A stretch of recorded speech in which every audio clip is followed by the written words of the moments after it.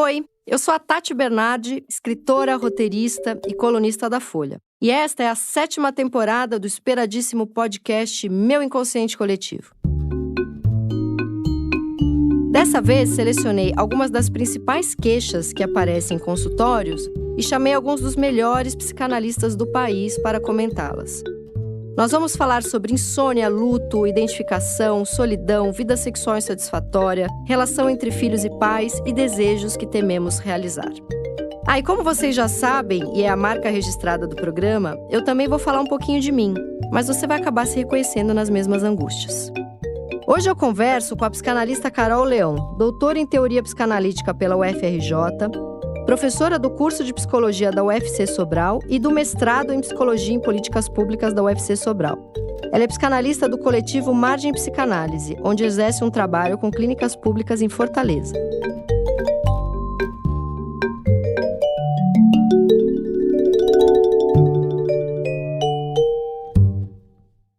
Bom, estou aqui para a nossa conversa com Carol Leão e a gente vai falar de algo que aparece muito nas clínicas, que é o tema do não pertencimento. Tem vários tipos de não pertencimento. Eu tenho vários e imagino que seja pela minha mini entrevista que eu fiz com amigos e também numa conversa prévia com a Carol, aparece muito esse tema, né? Primeiro, um prazer enorme estar aqui conversando com você. Eu estava ansiosa, para saber como é que essa questão ela ia entrar na sua história. Como eu acompanho o seu podcast, eu sabia que você ia falar um pouco sobre isso.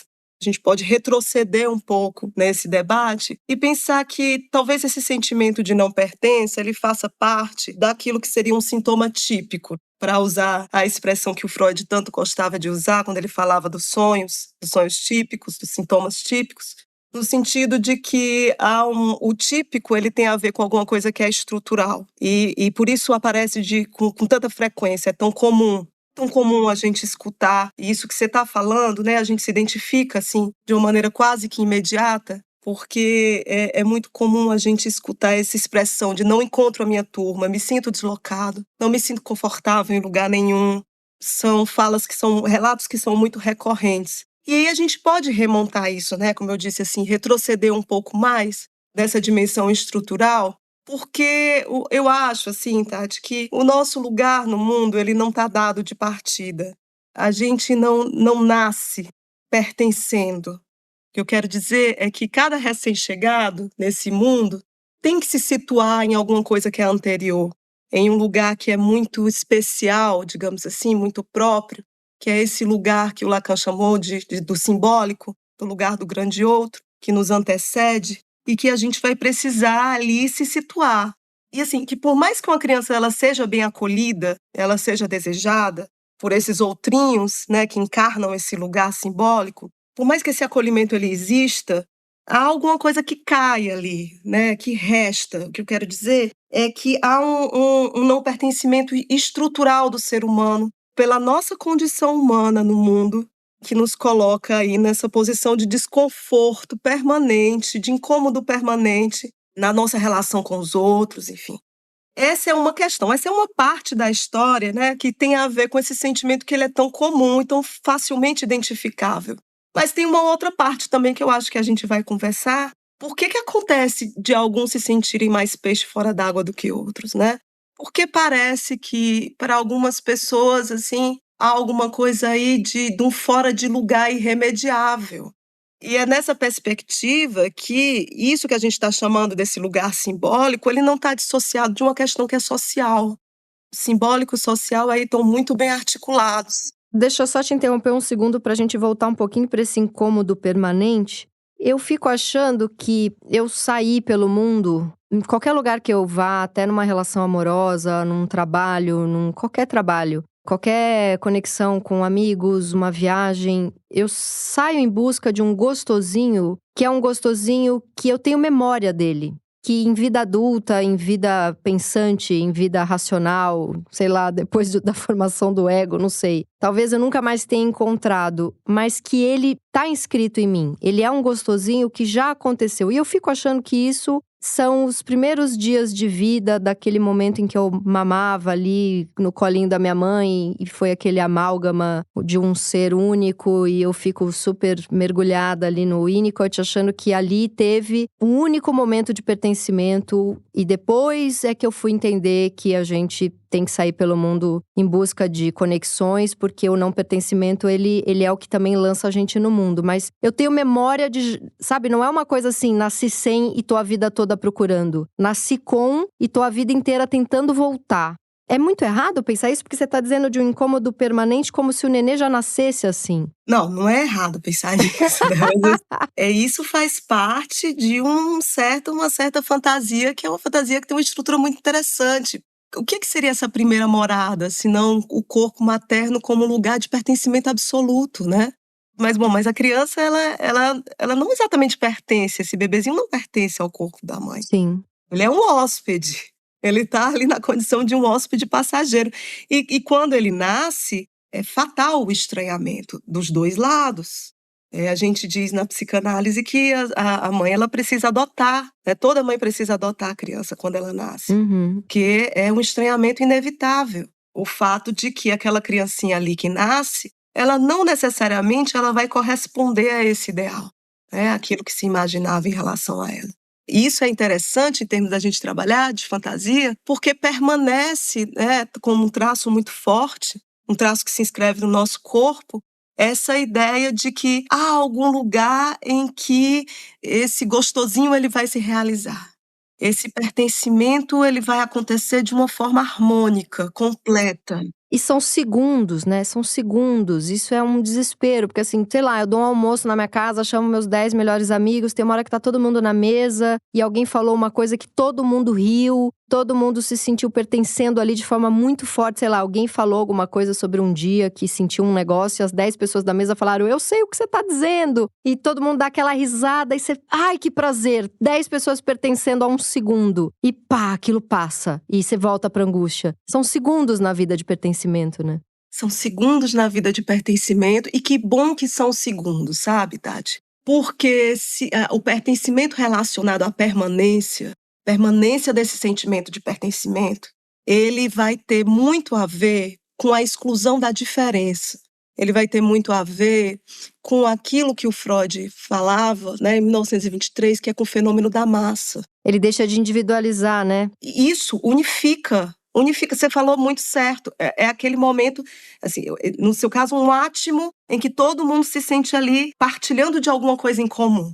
Mas que bom que passa, porque uma vez que permanece ali, o que se cria é essa interioridade, essa unificação, essa harmonização, que se por um lado ela é confortável, ela pode ser confortável, ela se dá à custa de uma dupla exclusão, não é? Total. Uma exclusão da singularidade, como você falou, porque está todo mundo ali no mesmo movimento, na mesmice, na unificação, mas uma exclusão também da diferença. Vamos pensar assim, o pertencimento, né, que dura no tempo, ele só vai ser feito às custas também de uma exterioridade, do lugar da não pertença, da demarcação dessa alteridade que não somos nós.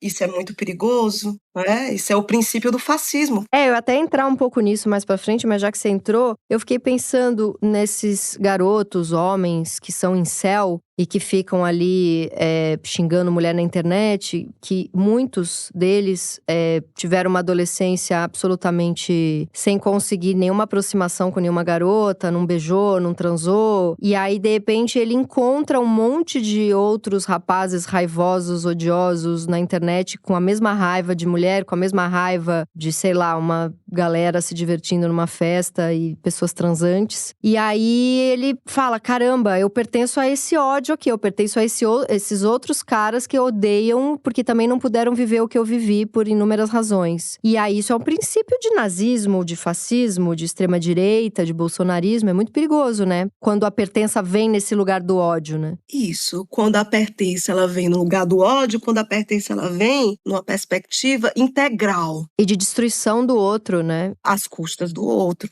exatamente, às custas da alteridade. Então você está vendo aí, você está colocando uma questão que é muito interessante, Tati. O quanto esse debate sobre a pertença, ele vai ter relação com dois pontos, né? Com dois polos, que é o da identidade e da diferença. com a tensão entre a identidade e a diferença. Por isso que uma certa margem de não pertencimento, ela é fundamental. Ela é fundamental, inclusive, para estabelecer uma relação com a diferença e com a alteridade. Tem uma coisa que eu percebo, num primeiro momento me incomodou. Tem muita mãe de crianças autistas que passam o dia expondo os filhos e expondo a situação ali que elas estão com os filhos. E num primeiro momento isso me incomodou muito. Quer dizer, ainda me incomoda, não foi só num primeiro momento. Crianças gritando, tendo crises. E ela falando, meu filho tem 5 anos, ele é autista, ele é um autista nível não sei qual, que é não verbal, então ele grita, e aí são vários vídeos do filho. E eu assistia isso um pouco chocada. Eu que vivo artisticamente, entre aspas, de me expor família, e todo o meu trabalho ele passa pela autoficção, pela autobiografia. Mas aquilo foi um choque pra mim. Só que aí eu entrava nos comentários e aquela mulher recebia 500 comentários de mães falando: meu filho também é autista, hoje o dia foi difícil, meu filho também é autista, melhorou porque eu fiz isso, isso e isso, vou te mandar um inbox, meu filho também é autista e seu vídeo me ajuda. E eu fiquei pensando que aquela mulher, ela precisa pertencer, porque deve ser uma solidão quando ela tá no restaurante e um filho, uma filha começa a gritar e o restaurante inteiro olha pra ela, tipo, você não pertence a esse ambiente aqui em que estamos ouvindo um jazz e nos divertindo. E ela vai fazer o quê pra não ficar muito deprimida, né? Eu acho que essa mulher, ela sai em busca de quem são os dela. E eu comecei a olhar com um olhar de compaixão, sabe? E acho que isso tem muito na internet hoje em dia. Dessas pessoas em busca dos seus, assim, né? Tem, claro, misturado com isso uma necessidade de fama, uma loucura. Mas eu acho que tem a possibilidade de não se sentir tão sozinho no mundo. É sensível essa leitura, não é? Porque, de alguma maneira, né, assim, a identidade ela tem essa outra face que é da produção do conforto. Nos tira desse sentimento de desamparo e de solidão que você está falando aí, né? Principalmente em situações que são limites, né? Como você está relatando. Mas aí tem uma questão, né? Porque a internet, as redes sociais, elas parecem, assim, produzir uma espécie de multiplicação de microidentidades. Uhum. Você consegue encontrar grupo para tudo hoje em dia. Se você tem uma doença super rara, que tem 3 pessoas no mundo que tem essa doença, você vai encontrar essas 3 pessoas no mundo e vai fazer ali um certo grupo, né? É interessante porque tem um autor que trabalha com bioética, com biotecnologia, chamado Nicholas Rose, que ele coloca um conceito muito interessante em relação a isso. Ele chama de cidadanias biológicas, né? Falando aí desse caso dessas doenças. Nossa, maravilhoso o nome. É maravilhoso esse nome, porque tem uma dimensão política atrelada a isso. A mãe que se reconhece ali também no sofrimento de uma outra mãe, elas se juntam e fazem um ativismo em relação ao autismo, né? E isso tem um efeito social. O meu pai, que tem neuropatia, ele tá num grupo de Facebook. Meu pai, ele tem muita dor nas pernas, ele tem neuropatia periférica, então ele não sente às vezes o calcanhar, tem dificuldade para andar. E ele fica super deprimido com isso, porque ele era um andarilho, milhares de amigos pelo bairro, ficava o dia inteiro. E agora ele anda com dificuldade e tal, mas quando eu ligo pra ele, ele fala que entrou no grupo do Facebook da neuropatia periférica. E ele é um homem de 82 anos que tá começando a ter dificuldade pra andar, começando a ter dor. E ele vê pessoas com 20 anos que já têm uma dor paralisante. E aquilo, de certa forma, dá talvez seja meio ruim falar isso, mas dá uma perspectiva não só de que ele não tá sozinho, mas de que essa doença poderia ser muito pior. E ele só foi ter com 80 anos. E aí ele melhorou da depressão depois que entrou nesse grupo de Facebook. Ele tinha assim, ele falava pra mim, eu não me conformo que eu tenho isso, eu não me conformo que eu tenho isso. Minha mãe falava pra ele, você tem 80 anos e você só tem isso. Nessa idade as pessoas têm tantos problemas, né? E aí quando ele entrou nesse grupo de Facebook, ele melhorou da depressão. Então, tem uma coisa desse não pertencimento que tem o lado perigoso disso, né? Eu sou o cara que se sente um peixe fora d'água por muito tempo, tem muito ódio dentro dele. Quando junta com outros 10 que têm o mesmo ódio, forma-se um grupo fascista. Mas tem também o meu pai ali que entrou num grupo de Facebook da doença dele e melhorou muito da depressão. Isso é muito interessante, né? Esse efeito das redes sociais. Sim, há um efeito subjetivo aí que é muito importante. Muito, muito importante, que a gente não tinha isso há 20, 30 anos atrás. É muito recente. E isso é muito forte na adolescência. Você tem que escolher a profissão que você quer exercer. Claro que não é pra sempre, mas tem um pouco esse peso do pra sempre, né? Na adolescência, E tem também, uma negação à família, uma coisa de ouvir as músicas que falam sobre uma certa angústia, sobre um certo não pertencimento. Por que você acha que na adolescência isso é tão forte? Porque as pessoas ainda não acharam o seu grupo, né? Não saíram ainda pelo mundo em busca dos seus de forma uma trajetória tão longa. Porque hoje em dia eu me sinto menos sozinha do que eu me sentia na adolescência, por exemplo. E olha que eu tinha muitos amigos. A adolescência é um tema interessante para a gente debater em relação a essa questão do pertencimento, porque ali eu acho que tem uma questão relacionada ao corte com tudo que é da dimensão do familiar, né, no sentido mais amplo do termo. Um corte também nas identificações com relação aos pais, mas também no mundo infantil que ele era familiar.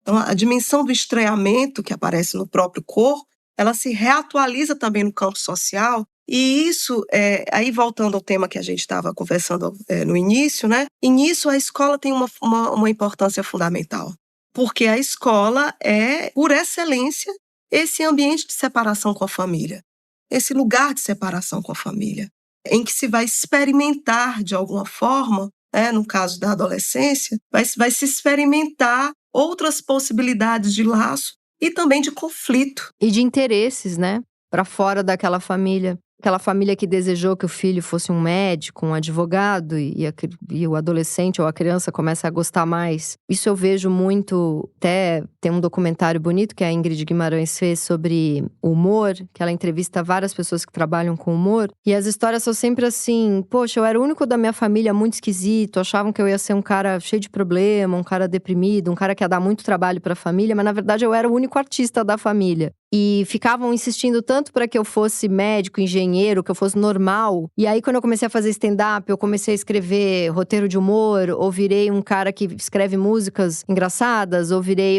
sei lá, mais focado pro humor, né, o documentário dela. Eu me achei completamente, e em vez de eu ser a problemático da família, ainda é o cara que sustenta a família inteira. Tem uma coisa, assim, de uma expectativa em cima daquele adolescente, achando que ele vai ser um grande problema, quando na verdade ele às vezes tem algum pensamento ou algum interesse completamente pra fora daquela família, né? Que às vezes é uma família toda feita de civis, né? Engenheiros ou pessoas que trabalham em empresas, enfim, que não tem nenhum interesse artístico. Isso é uma forma de solidão também, imagino. Sim, e ele não poderia ter tido essa percepção se ele não tivesse se exteriorizado da posição dele dentro da família.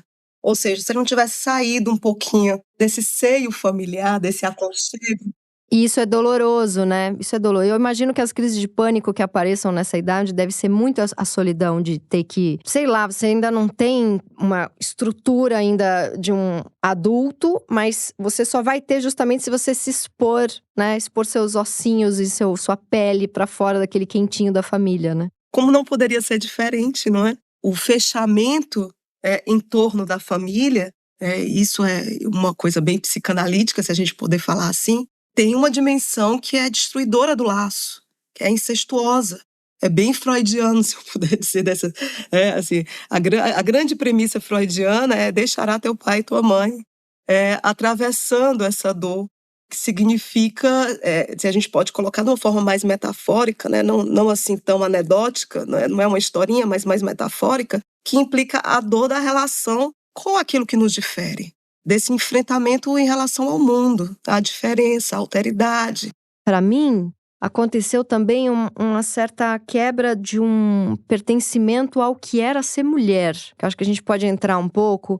Tinha uma expectativa, e acho que isso acontece com muita mulher, muita menina, de ser comportada, de não rir alto, de não ser a piadista da turma, de não falar palavrão, de ser uma moça, né? De se vestir como uma moça, de falar como uma moça, de ser uma mulher que os homens queiram namorar, casar, ter família. E durante muito tempo da minha vida eu achava que tinha um problema comigo. Eu pensava, acho que eu ainda acho que tem um problema comigo. Pois eu ia te perguntar assim, quando foi que solucionou? Não passou não, teve muita gente que correu de mim, porque eu não tenho nenhuma questão de gênero. Imagino que aí é um não pertencimento mais profundo e que sofre mais preconceito no mundo. Mas eu tinha uma coisa de negar muito o que era ser mulher. Eu sempre me vi como mulher, mas eu tinha uma grande dificuldade em aceitar que eu tinha que me comportar ou ser o que diziam que era ser uma mulher. E até hoje eu tenho muita dificuldade com isso. E isso também é um não pertencimento muito grande, porque a gente mora num país machista, muito patriarcado, venho de uma família católica,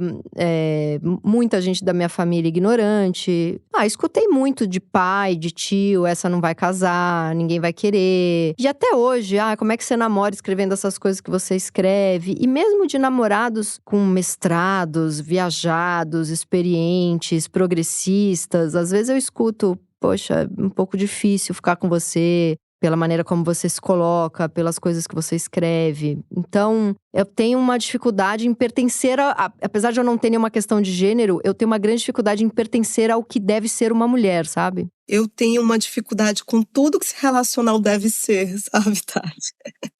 Eu acho assim que, eu não sei, acho que faz parte assim um pouco do meu traço de subjetividade meu. Eu me oponho. Alguém me diz, deve ser, eu já me inflamo, assim, não, tá errado, não quero. Você sabe que você estava falando, eu me lembrei de um outro podcast, assim, do meu inconsciente coletivo, em que acho que era uma conversa sua com o Rafael sobre o filme Parasita. Maravilhoso esse episódio. É muito bom esse episódio, muito bom. E que vocês começam a falar sobre os signos de pertencimento de classe. Por que eu me lembrei disso? Porque é um pouco semelhante com relação à questão do feminino. Os signos de pertencimento a esse ideal, talvez, do que seria se portar como uma mulher.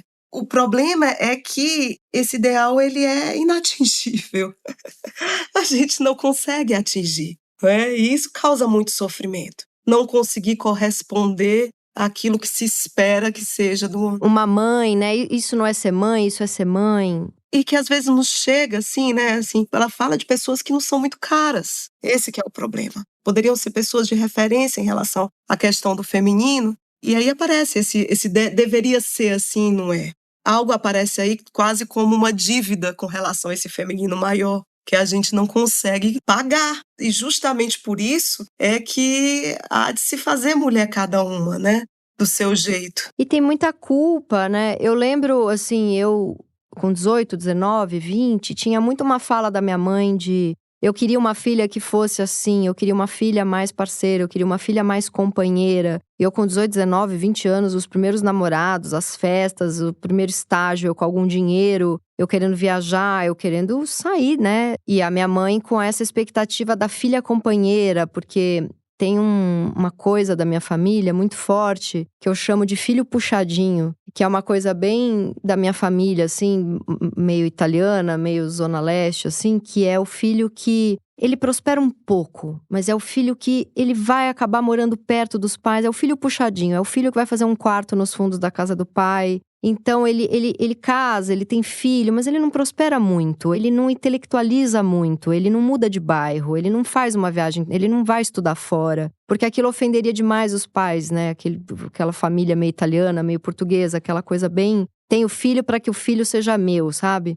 E eu precisei romper com isso e acho que muito das crises de ansiedade que eu tenho é a dor que foi decepcionar minha família por eu não ter querido ser o filho puxadinho. Porque eu falei, não, eu vou estudar, eu vou ganhar dinheiro, eu vou morar em outro bairro, eu vou viajar. Se eu casar e não der certo, eu vou separar. Eu quis ter uma filha só, sabe? Também se não quisesse ter tido filha, não teria tido. Mas tudo é uma expectativa do que é ser filha, depois do que é ser mulher, mãe, né? Quando eu tive filha, tinha uma expectativa enorme da minha mãe, de um olhar sobre mim, de isso não é a mãe que eu achei que você seria, ou isso é a mãe que eu achei que você seria. E é isso que você tá falando, são as pessoas muito próximas e importantes que falam essas frases que cagam a nossa vida pra sempre, né? O meu pai dizendo, ninguém vai querer casar, você escreve muito bem, mas ninguém vai querer casar com você. A minha mãe dizendo, você não é a filha que eu esperava. Alguns parceiros amorosos que eu era muito apaixonada dizendo eu te amo, mas não dá pra ficar com você escrevendo as coisas que você escreve. sendo você a pessoa que numa mesa é a que vai falar a maior besteira pra todo mundo rir, porque homem, tem muito homem que tem incômodo com a mulher piadista, né? Porque a piada é um poder. E então é assim, é um não pertencimento a vida toda, mas eu queria concluir o seguinte, que o meu não pertencimento virou um lugar pra mim. Olha só, que bonito. E acho que eu encontrei os meus no não pertencimento, que são pessoas que também sentem que não pertencem a nada. E a gente fez o nosso grupinho De pertença dos não pertencentes. Exato, eu acho que é um caminho, sabe? É um caminho. Você que está aí, que tem crises de angústia, de pânico, depressão,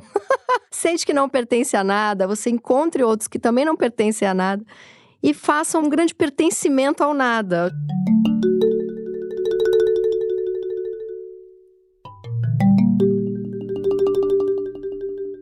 Mas eu queria entrar um pouco na questão de gênero. Não sei se você tem analisando assim, se você chegou a estudar, porque se eu que me vejo como mulher, passei por essa dificuldade, como que é para as pessoas que têm uma questão de transicionar, é assim que fala? Sim, as pessoas trans, né? A gente tem aqui no nosso coletivo, a gente tem uma clínica voltada, né, para pessoas LGBTQIA+.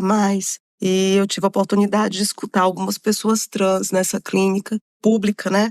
E sabe o que aparece, Tati? É uma coisa muito curiosa, assim, porque mudou muito a minha perspectiva escutando pessoas trans, assim. Inclusive, deslocou muitos preconceitos que eu tinha, ideias preconcebidas, porque a questão, ela aparece não exatamente para a pessoa trans como um problema relacionado ao corpo dela em si, assim, no sentido de que em algum momento ela fez o processo de transição e começou a se apropriar de um corpo aí de um outro gênero. A questão, ela aparece, o problema de fato aparece, a disforia, ela surge na relação com a transfobia do outro. O que é que eu quero dizer com isso? Que é quando o outro aponta uma mulher trans e diz: você não é uma mulher de verdade, você não pertence à categoria das mulheres, é aí que o sofrimento aparece. Porque até então essa mulher trans, ela estava vivendo muito bem, obrigada, a sua transexualidade com muita alegria e com muita vida. Mas digamos assim, é esse encontro, esse mau encontro. É o olhar do outro. É interessante isso, porque a gente se forma a partir do olhar do outro, né? Se a gente pensar narcisismo, ego. Mas a gente também se sente deformado a partir do olhar do outro, né? Ele tem o poder de estruturar e de ser não estrutural, de desestruturar, não sei como seria a palavra. Esse olhar do outro é muito importante, né? Assim, não no sentido frase de efeito positivista, internet tosca, mas pensando na psicanálise, né? A importância desse olhar do outro. Ele pode psicotizar, ele pode deprimir ou ele pode estruturar, né? Sim, certamente. E imagine você quando esse olhar, ele se repete. Ele se repete porque uma pessoa trans, uma mulher trans, está sempre sendo confrontada com esse olhar que a desautoriza de sua feminilidade. Imagine o quanto é difícil viver em constante luta, constante afirmação. Ou seja, a primeira coisa que você tem que fazer, se você é uma mulher trans, quando você chega no espaço, é ter que se defrontar com esses olhares que estão lhe desautorizando. Então, isso que é muito desorganizador, isso que é muito difícil. Você tem que lutar pra ser o tempo inteiro, né? Pra ser quem você é. E é muito doido pensar no Brasil, que é um país com mais gente preta do que branca. Vou cair num clichê aqui, mas é que é bom a gente sempre voltar pra ele. O preto ser chamado de minoria e sofrer preconceito e lutar muito pra pertencer a um país em que ele faz parte da maioria. Né? Ele sofre um não pertencimento num país em que ele é maioria. É uma loucura isso, né? É uma loucura, porque aí vem essa dimensão política do pertencimento, essa dimensão social do pertencimento, não é? É como se esses critérios, digamos assim, de seleção de quem é que é de fato reconhecido ou não, porque tem uma dimensão do reconhecimento. Quem vai ser respeitado, quem vai ter poder. Quem vai ter direito, quem vai ser humanizado, né? Quem pode viver uma vida boa. Todas essas questões, elas estão demarcadas socialmente, com fronteiras que nos parecem invisíveis, mas são muito materiais, Tati. E aí se coloca, né, essa dimensão, aparece aí essa dimensão importante que a gente estava discutindo agora há pouco, do quanto o pertencimento, ele vai estar articulado também com esse debate sobre a exclusão e a segregação. No caso, aí você está falando da segregação, do racismo, né, da questão racial. Eu queria voltar um pouco no incômodo permanente, que eu achei, ficou em mim aqui. Eu tô com o incômodo permanente do incômodo permanente. Esse ideal de, não sei nem se a palavra é ideal, mas essa fantasia de que a gente tem um lugar para onde voltar, eu acho que isso não acontece só comigo. As pessoas costumam falar, né? Viajar é bom, mas voltar para casa é melhor ainda. Tem essas frases, né? E acho que esse voltar para casa não só é a casa que a gente, nosso canto que a gente faz, com tudo que a gente gosta, que de fato é o meu lugar preferido no mundo, e que é a casa que eu tenho hoje, mas tem uma fantasia de que tem um lugar onde eu poderia descansar. Vou te dar um exemplo. Não tem como fazer um podcast de psicanálise e não falar da mãe, né? Todo episódio aparece a mãe.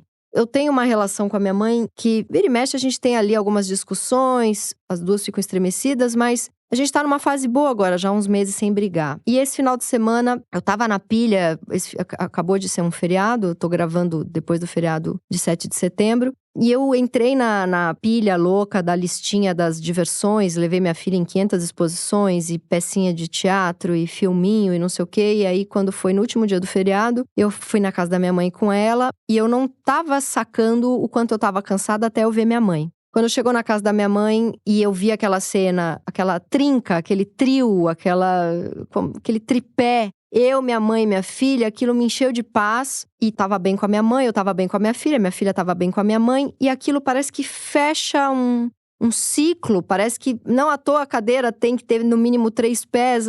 Eu pude relaxar, mas eu relaxei tanto que enquanto elas brincavam eu dormi profundamente, como se eu tivesse voltado para uma casa. Eu corri uma São Silvestre e agora eu cheguei na casa da minha mãe, que na verdade ela mora num apartamento que era meu. Então tem toda uma simbologia também de um apartamento que eu morei por 10 anos, num período em que eu ainda não tinha filho. Então ali também tem toda uma simbologia forte. Mas assim, eu tô na casa da minha mãe, minha mãe tá cuidando da minha filha e eu posso dormir um sono profundo que me é negado há 108 anos. Sabe uma sensação assim de voltar pra algum lugar? E de novo é muito fugaz, tipo, eu dormi por 2 segundos. Acordei com a minha filha dando um berro na minha orelha, minha mãe não dorme. Acordei com a minha mãe me trazendo uma lista de problemas, de coisas pra eu resolver essa semana. Porque eu já tô naquela idade que eu sou mãe dos meus pais, né? Eu tô naquela idade que eu sou mãe de todo mundo e ninguém cuida muito de mim, sabe? Eu cuido de todo mundo. Eu experimentei um pertencimento de descanso, eu acho que é isso que eu queria chegar. Para onde é esse lugar que a gente quer voltar? Porque não é infância.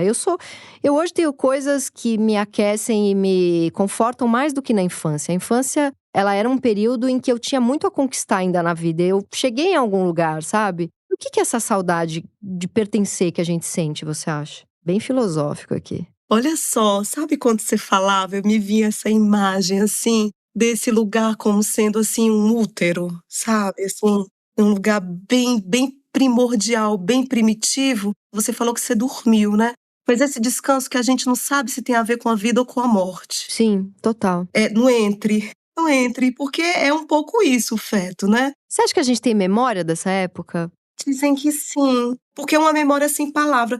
O que é uma memória que não comporta palavra? A memória, ela tá intimamente relacionada à palavra. Se você for pensar nas suas primeiras lembranças, você falou aí de uma lembrança tão primitiva, mas ela só é possível assim porque retrospectivamente você está palavrando esse momento, né? Esse originário para onde se quer voltar, né? Que aí a gente está falando da figura da mãe, assim, como esse lugar originário para onde se volta.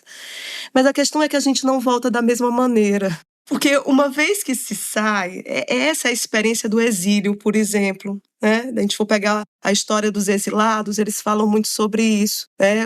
A experiência do exílio é uma experiência em que se traz alguma coisa né? O exilado traz a sua história para um outro lugar, mas quando ele retorna à origem, já não é mais a mesma coisa.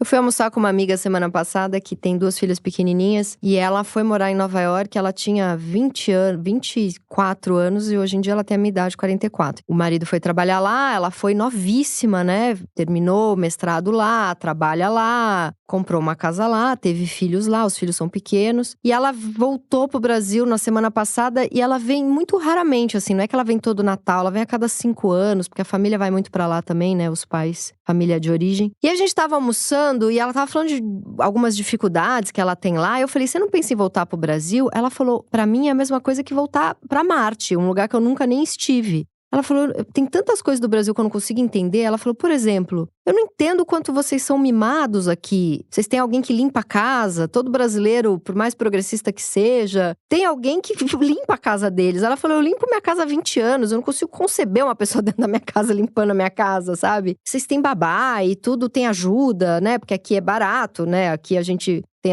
toda essa questão de um trabalho mais de explorar. Eu não exploro, tá, ouvinte? Mas enfim, tem muito isso no Brasil. E ela falou, lá eu me viro de um jeito e tudo funciona e parece que eu voltaria pra Marte, sabe? Ela não consegue entender voltar pra um lugar. Mas eu falei, você não sente também uma coisa de não lugar? Porque você morou por 24 anos aqui, você não nasceu lá, né? Ela falou, eu tô sempre… Ela vai me xingar, mas eu não vou dar o nome dela. Mas ela falou assim pra mim, eu tô sempre com vontade de ficar bêbada, ela falou. Eu tenho uma tristeza dentro de mim, uma solidão, que assim, eu não me imagino voltando nunca mais pro Brasil, mas eu tenho uma tristeza que não passa. Tenho vontade, ela falou, não posso, porque tem meus filhos, tem o trabalho e tal. Mas eu tô sempre com uma vontade de me entorpecer, porque tem uma dor que não passa, e essa dor só começou a hora que ela foi pra lá. Eu acho que ela vive, apesar dela… ela é feliz também, né? A gente é muitas coisas ao mesmo tempo, né? Somos muitas coisas ao mesmo tempo. Mas ela disse que tem uma dor ali, que é a dor de… Putz, é a casa dela, mas não é a casa dela, sabe? E eu acho isso muito… E ela tem as crises de angústia dela. Eu acho muito que as nossas crises de angústia partem desse… Até porque, assim, a gente não sabe, indo pra um lugar muito filosófico mesmo, meio espírita, momento espírita, a gente de fato não sabe de onde veio e pra onde vai, né? Acho que também por isso você falou de um incômodo permanente, né? Que katsu estamos fazendo aqui? De onde a gente veio? A minha filha com 2 anos falava, eu quero voltar pra sua barriga. Ela ficava enfiando a cabeça dela pra dentro da minha blusa. É muito doido isso. Aí vai falar que não tem memória de que era gostoso? Por que enfia tanta cabeça dentro da blusa? Ela fazia isso com 1 ano e meio. Que memória é essa, sabe? É muito doido, né? Nascer é muito doido. Nascer é muito traumático, essa que é a verdade. E assim, e essa coisa de ser estrangeiro na sua própria casa, né? Essa experiência que você contou da sua amiga é muito interessante. Eu acho que tem alguma coisa também que a gente não tocou, que é mais extremo do que essa experiência de ser estrangeiro na sua própria casa, que é o não ter lugar para voltar, não ter para onde voltar. As figurações máximas do não pertencimento na nossa cultura, que é o refugiado, por exemplo, o deportado, o apátrida, essas figuras assim de que é quase isso, assim, não tem para onde ir, não tem para onde voltar. Realmente não tem um lugar no mundo. Talvez essa seja a experiência de maior angústia relacionada a esse debate do pertencimento. E a pessoa que fica psicótica? O que acontece em relação ao não pertencimento? Ela não pertence ao quê? Para ela se tornar psicótica. Ali rompe de vez, né? Com um elo de pertencimento. Rompe, a loucura é uma ruptura. A loucura, a gente pode pensar também na experiência traumática. Eu não sei se você já leu um livro da Annie Ernaux. Eu li 2, mas eu não li tudo, não. Adoraria ter lido tudo. Eu li O Lugar e li O Jovem. Eu li recentemente A Vergonha. O Jovem tá na minha lista, O Lugar eu tô lendo. A Vergonha, ela é muito interessante porque é um livro que começa assim, com o dia em que o pai dela tentou assassinar a mãe. O livro já começa com essa cena traumática. E aí, o que é a experiência? Porque a gente está falando da experiência da loucura. O que é a experiência da vergonha? É o não pertencimento à sua própria história. Porque ela diz que a partir daquele momento, daquela cena, houve um antes e um depois. Como um filtro, sabe? Aquela cena fez uma marca de tal maneira, uma ruptura com a sua própria história. Aquilo que aconteceu atrás daquela cena não fazia mais o menor sentido. E a experiência da vergonha seria isso. Esse sentimento de desconforto contínuo de não pertencer mais à sua própria história. A partir de um evento traumático. Que forte e que lindo. É, muito forte. Isso tem a ver com a loucura também. Com essa ruptura, né, simbólica. E na loucura, a pessoa que está vivendo ali uma situação psicótica, que é persecutória, ou que tem uma esquizofrenia, por exemplo, ela não tem a angústia do não pertencimento, né? Ela é mais do neurótico, não é? Será? Eu não sei. Assim, não, talvez não formulada da mesma maneira. Porque o que a gente formula neuroticamente, né? Assim, é uma demanda para o outro, né? Ah, me aceite, me ame. Eu quero pertencer. Talvez não se formule dessa mesma maneira. Mas há um desejo de laço aí, né? Se a gente pode colocar dessa forma. Há um desejo de reconstrução ali. Assim, o Freud diz muito isso, que o delírio é a tentativa de cura, né? Há um desejo de, ali onde tem aquele buraco ali, né? De fazer tecer alguma outra coisa. Eu tenho uma pessoa bem próxima que ficou psicótica porque não suportou o fim de um casamento.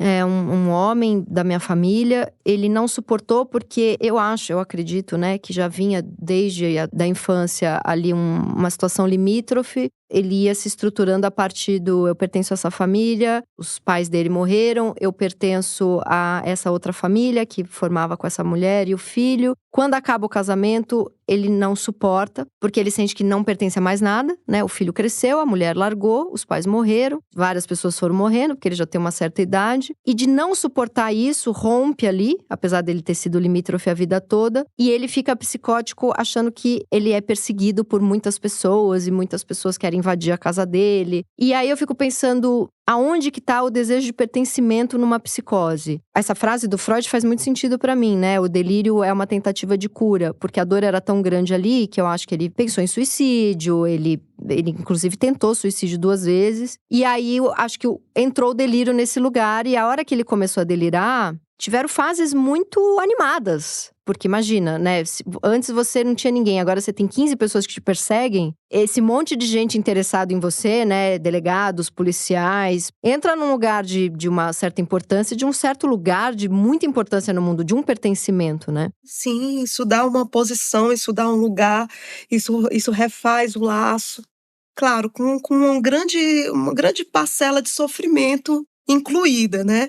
Mas, entretanto, tem uma função, tem uma importância psíquica que diferencia a psicanálise, o tratamento analítico de qualquer outro tipo de terapêutica, inclusive da médica, porque a ideia não é acabar com o delírio. A nossa proposta não é essa, mas justamente, né, circunscrever no que é esse delírio ali, como você está bem colocando, né, dá uma posição e dá um lugar para aquele sujeito. Tem uma coisa muito bonita que eu tenho visto, assim, meus amigos já estão com 45, 50, 55. Começou muito uma coisa de quem é a turma que vai envelhecer junto. Muitos dos meus amigos já perderam os pais. E começa a se formar essa família que é a família que você escolhe na vida, né? Desses amigos que sobraram. Esses amigos que é meu amigo há 20 anos, é meu amigo há 30 anos. Então eu faço parte de alguns grupos de amigos que tem muito essa discussão de nós somos essa galera que vai envelhecer juntos. Quando a gente estiver bem velhinho, a gente vai todo mundo para um lugar e vai se cuidar e vai envelhecer junto. Entra nessa idade, a partir de 50, 60, 70, de um certo medo, né? De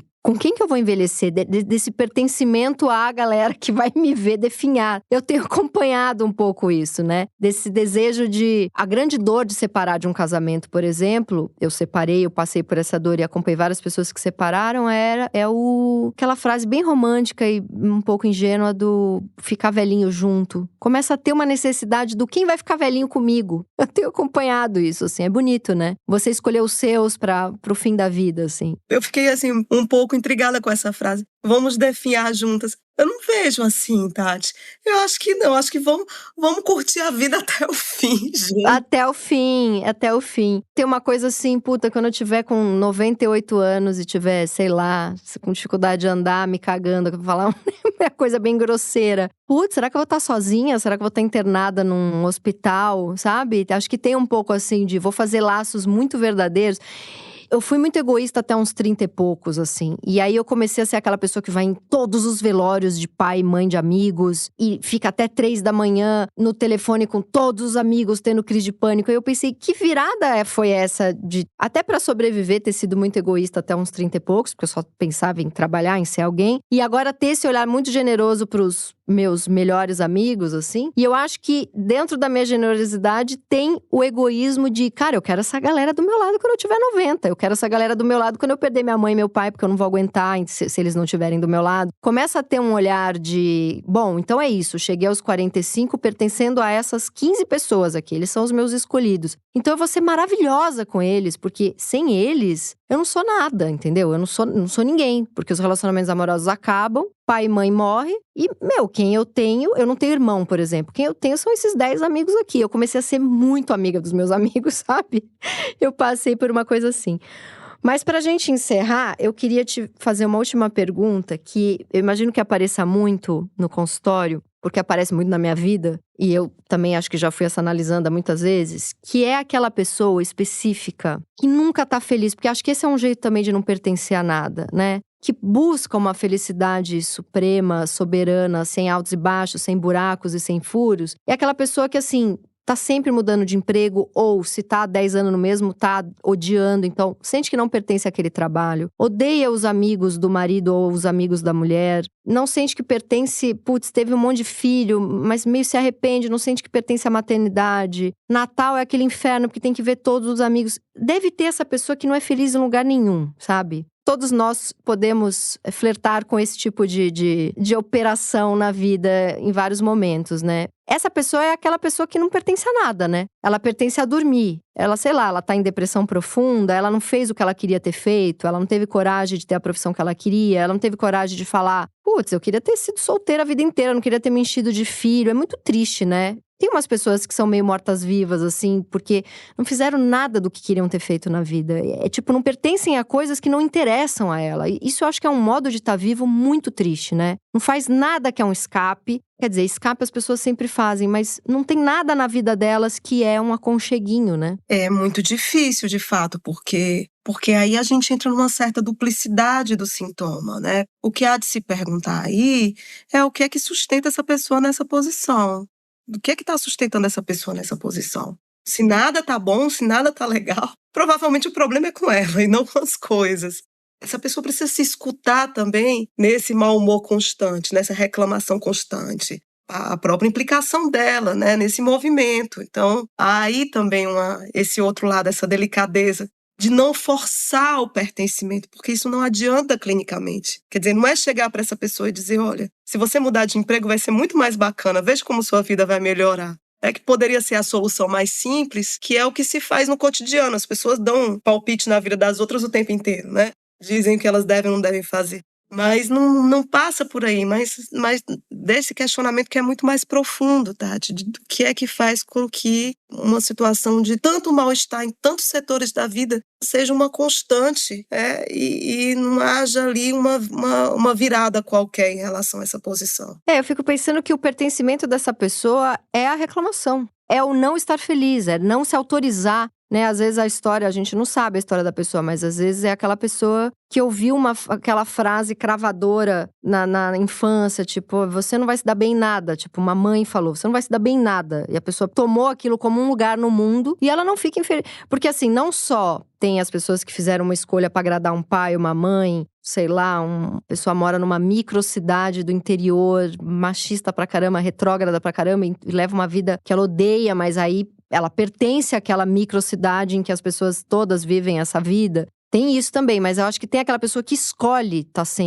vai sempre olhar para qualquer lugar que ela esteja procurando os defeitos para ficar infeliz, né? É um lugar no mundo ser infeliz, né?